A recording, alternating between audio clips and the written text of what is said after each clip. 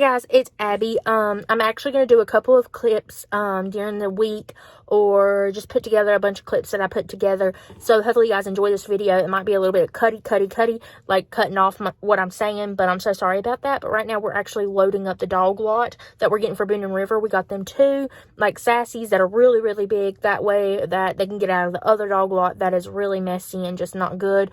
Because we only had them in there for maybe a month, not even a month, until we could figure out what we wanted to do. But we have. Yesterday we went and got them a dog box, like a dog house, like the one that Sassy has. And we had to go really far the distance to get it. So that's already at home delivered. One of the fences for them is already delivered. Now we're picking this one up because when we went to another place to get it, it was like something was wrong with it.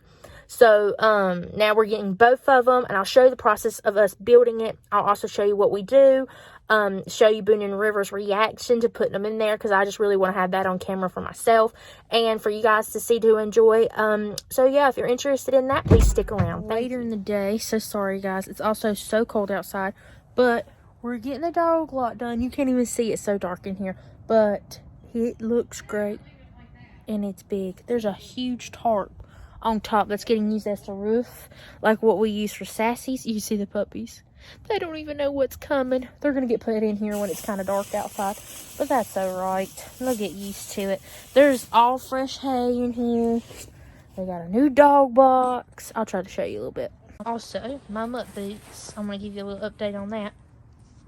Sorry, I had to put my gloves on. It's so cold.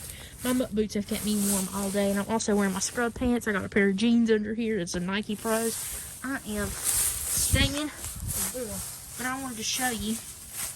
Here's the little section that they run underneath to get to the other side. Now, we've got 2 doors. One door here is kind of dark because the tarp's on it. And then another door on the other side. Sorry, my pants are disgusting. But here's the dog house. It's big enough for the both of them. It is huge in here. Like, this is a big dog lot. Like, holy crap. This is probably bigger than my room. For sure. Bigger than my bedroom. But, yeah, this is nice. I really like it, and I have the feeling that they're going to like it. I'll film them whenever they're in here. Sassy's, the cats, and then we got theirs, which is huge. Literally, it's so freaking big. Like, bigger than my freaking room. They have a big dog lot. Holy cow, I can't even see it because the tarp's on it for the roof that they're gonna fold and stuff. This is the thing I picked up on the side of the road for well, not on the side of the road, but like at this farmer place. And I'm going to use it for my goats. It was free. It's for me. That's what I say with everything that I do. But look at this thing. It is, I can't even express to you how huge this thing is. It is big. It's massive. So sorry I look like this. It is so cold. But I want to show you guys, be quiet, what my chickens look like when they roost, because you never get to see.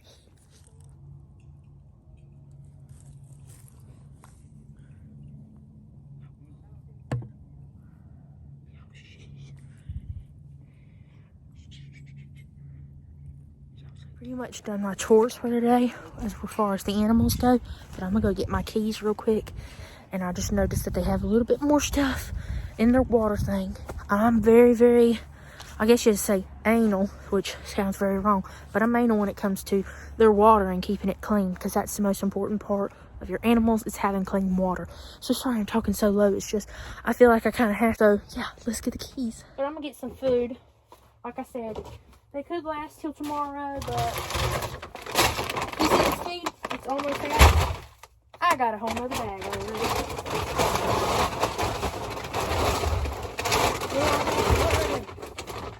I only have to fill up one straw because the other one is good.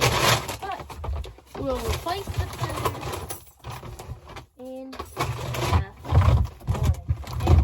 As far as everybody goes, with the well house, we're pretty good.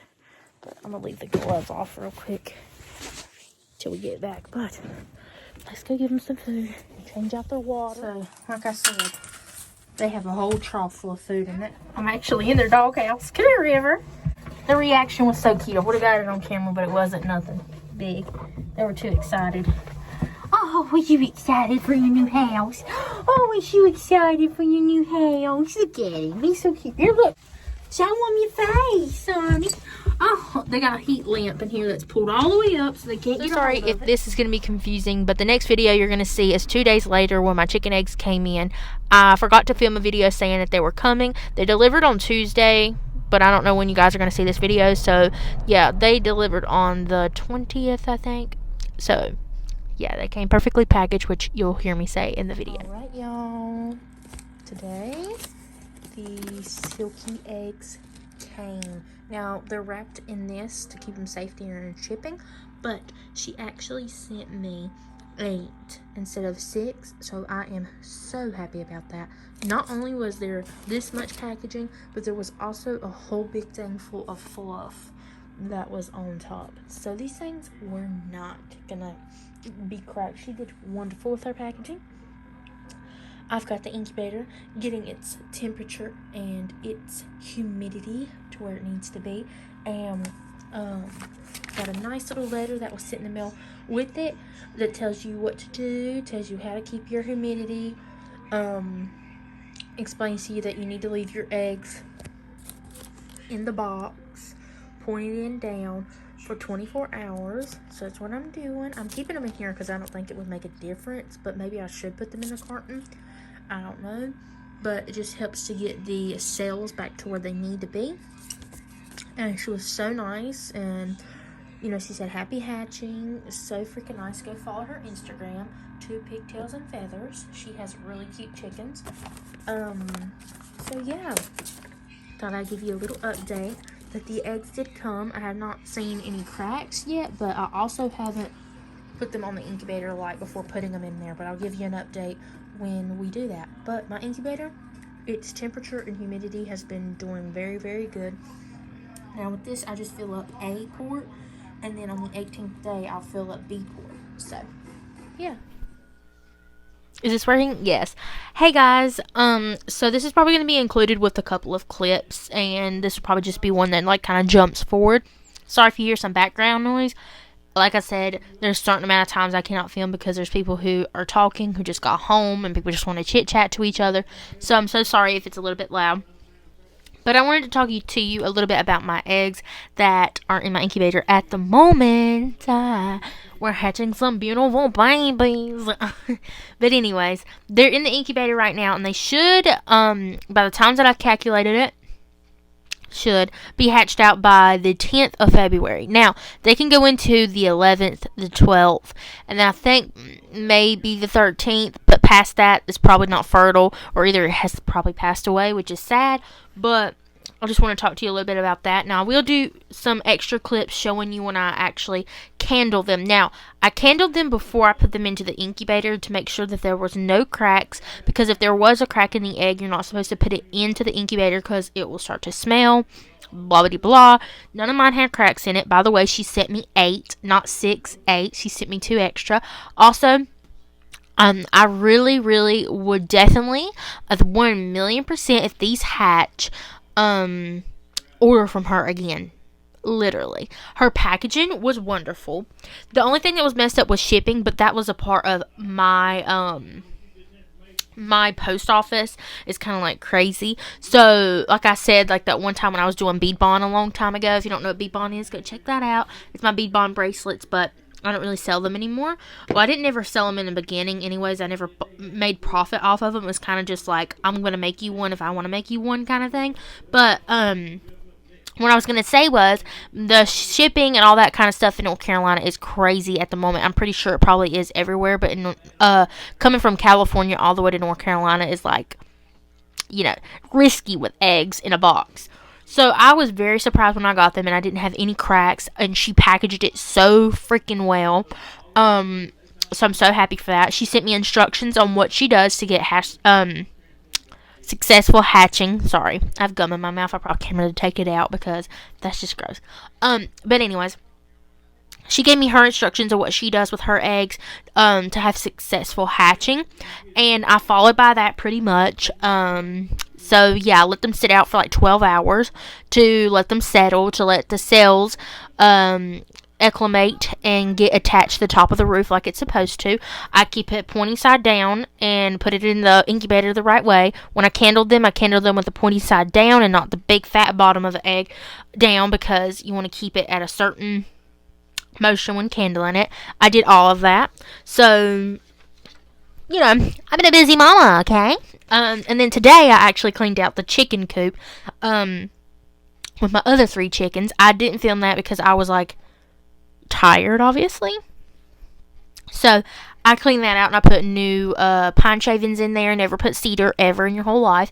It will give them a respiratory infection and make them sick. So I put new pine shavings in there and I put their roost back in there, cleaned out all of their stuff and put all their water bowls and food bowls back. And I had to put them in like this little dog kennel thing, and they were freaking out. They did not want to be in there, but Barbara was, because she was the first one I put in there, and she was like freaking out trying to get out. And I was like, calm down, calm down. And as soon as I put Dorothy in there, she like zenned. So yeah, that's her best friend. But once I got it cleaned out, put them back in there, and they seemed very, very happy. I lifted the window, let some of the dust, because sometimes when you're like shoveling stuff out, dust gets brought up. So I opened up the window to let some air into the coop. So they're really happy right now because they have a whole clean cage. I would have loved to have cleaned it sooner than letting it go like a month, but it had been so cold outside. It snowed here, so I'm so glad that I kind of waited because I picked a very good day. Today was pretty sunny. So, yeah. I want to talk to you a little bit about a chart that I'm starting. Now, of course, I have a calendar that is a paper calendar that I can write on. So, I'm also using that to X out days. But I also made a silky chart, okay? A silky egg chart. And I kind of want to explain what I have on here and kind of give you an idea of what you can do if it's your first time incubating eggs. Give me 1 second. So sorry. If you notice a piece of wax right here, it's because my braces were cutting my lip. Literally felt like a hook going into my lip. So don't fish. Because if a fish is having to deal with that, oh my god. Literally my whole lip is cut open on the inside. I'm not even joking. It was bothering me so bad it was catching while I was talking. But I made a chart, and on this chart, I labeled it days, temp, and information. The days is obviously the days that it's been in there. So on the first day, then your temperature is like what the temperature is and the humidity is on that day. And what you notice that it stayed at a whopping 99.5 degrees, 47% humidity. Let me talk about that humidity for a second. There's many different websites that you'll find that says your humidity needs to be this. Your humidity needs to be this. And sometimes it will say for a specific breed that it has to be a specific humidity. Now let me tell you. 47% is pretty good, but you kind of want to keep it around the 50s to the 55s. And then once the 18 days and your chicks are starting to, you know, this is lockdown mode, at the 18th day, you kind of want to raise your humidity to 60 to 70 to 75% humidity. So it is 47. It is a little bit low, but I think it's because my water was kind of evaporating inside the incubator. So I added some more water. I'm going to go check on it here in a little bit. But for right now, it's doing great. It's doing awesome. The incubator is staying at a good temperature. And it's also, in my opinion, staying at a very good humidity. So the next thing is information, and what I write down is candle before putting in for cracks. None had cracks so far. Turn 2 times, I could tell so far. So basically I could tell so far that the incubator has turned the eggs 2 times. Now it's probably turned it more than that without me noticing it, but as so far I've seen it. I've heard it turned once and I've seen it turn once. So I've heard it turn 2 times. 3 to 6 is your ideal per day. Now, it can go over 6, which is even more fantastic. But once it reaches that 18 days, you should be taking your turner out or turning your turner off. And even taking if you have like a turner that turns, you should probably take your eggs out of the turner and lay it on the bottom of the incubator if possible. You should not have that turner in there because the chicks can get their legs stuck in it. And I watched a couple videos. I'm not going to say the YouTubers or anything because, like, I just watched like different hatching videos, and I noticed that someone with the same incubator that I had left the turner inside when the chicks were being hatched, and that's a big no-no. They also left it plugged up. So if you are getting into chick eggs and hatching and all this kind of stuff, just remember that if you have an automatic turner and you're not having to do it manually with your hand, please take the turner out on the 18th day. I want to put that out there. So I'm making a chart to remind myself, and it's also a great way to look back as like, oh, this is my records, what I kept with these babies. It's like a baby book. You know, like when a mom's pregnant and they keep like a pregnancy journal or something. This is what that is, okay? It's just like a little journal that tells you what's going on, what's happening each day. Now, day one, obviously there's 21 days or more that's going to be added onto here. So I have a couple of pieces of paper ready for that. So yes, I feel like if you are a first time chick incubator, or it's your first time ever, please make yourself a chart. I think this will help a lot. Or either have a calendar that has enough space to where you can write a lot in it.